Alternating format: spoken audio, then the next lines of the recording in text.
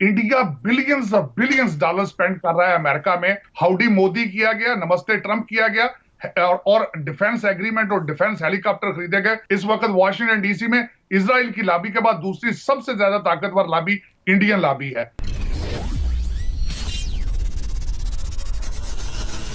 Hello friends, जय Hind. I hope you all right guys. Hindustan special में आपका स्वागत।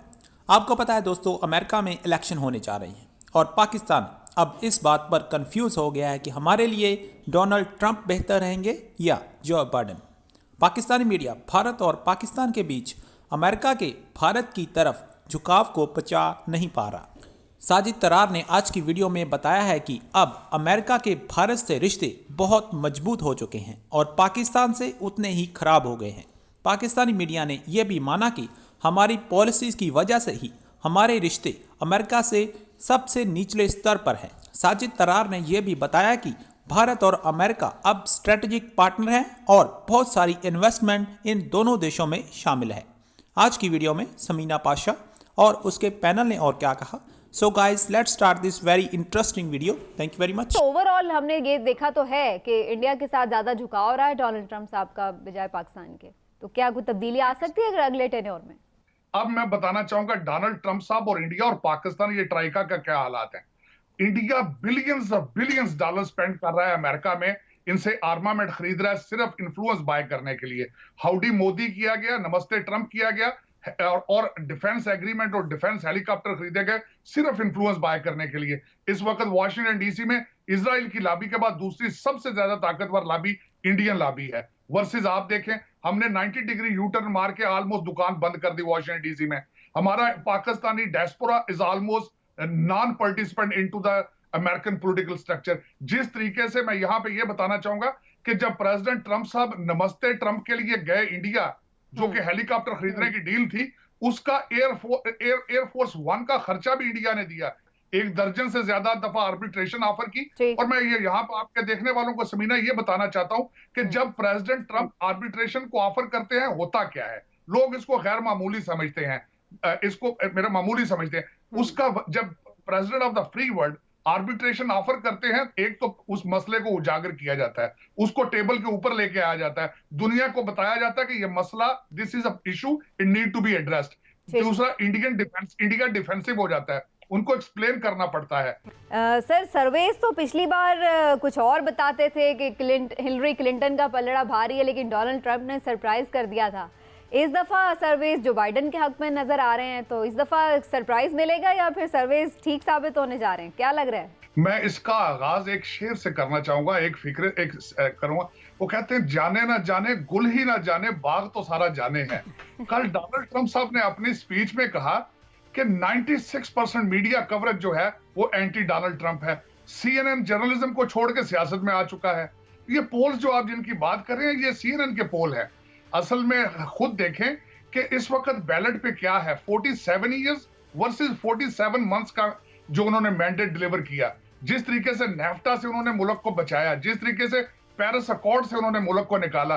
3.4% अनएम्प्लॉयमेंट किसी इनको नजर नहीं आती प्री कोविड की, लेकिन एक हफ्ता पहले 33.1% जीडीपी ग्रोथ, वो भी CNN को नजर नहीं आ रही और लेफ्ट विंग को वो भी नजर नहीं आ रही, लेकिन अवाम देख रही है। 2016 से मैं रैलीज में खुद प्रेसिडेंट साहब के साथ ट्रेवल करता हूं, खासकर नॉर्थ ईस्ट में, और उसमें मैंने देखा कि हर रैली में तिल रखने की जगह नहीं है।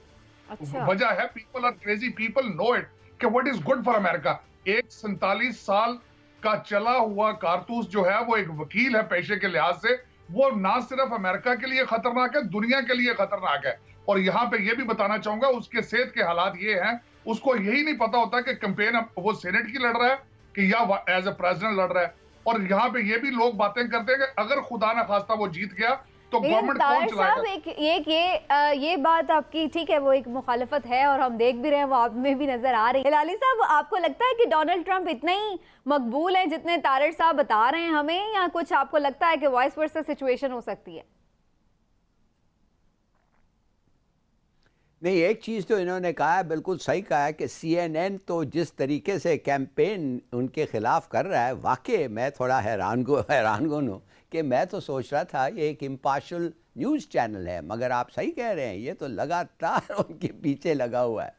उसके अलावा मेरे ख्याल में ट्रंप साहब ने हिंदुस्तान के साथ उनको एक एलाई, मिलिट्री एलाई बनाया है, और ना उन पे कुछ सुधर गए, ना उनको मूडी जो उनका बड़ा दोस्त है जिसको वो गले लगाते रहते हैं उसको समझाएं ये सब, और फिर भी अमेरिका उसके साथ खड़ा हुआ है। अफसोस की बात है।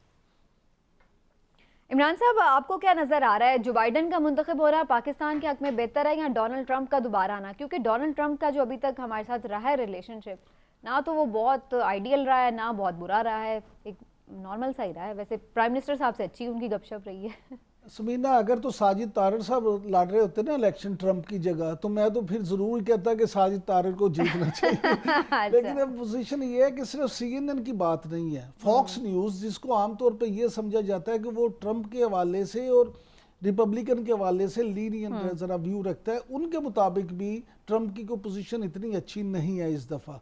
दूसरी बात यह है कि जो अगर आप कुछ दिन पहले तक चले जाएं तो फिर तो बहुत वाजे मार्जिन दिखा रहे थे जो बाइडेन का, लेकिन पिछले कुछ हफ्तों में ट्रंप की सूरत हाल बेहतर हुई है।